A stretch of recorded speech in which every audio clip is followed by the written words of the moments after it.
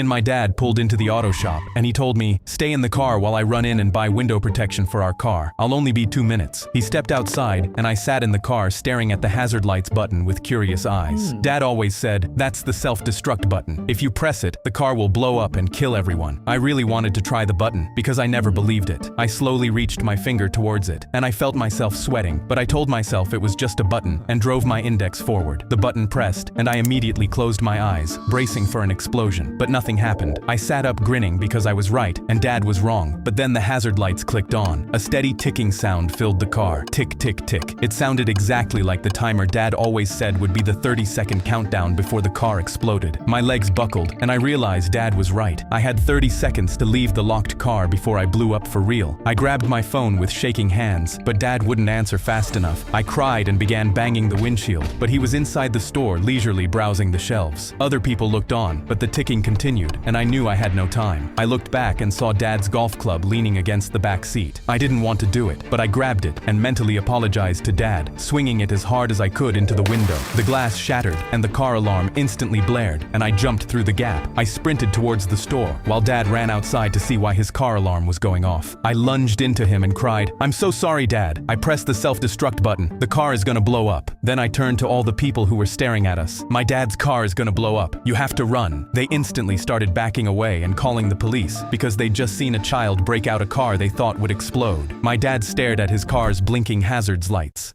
Me and my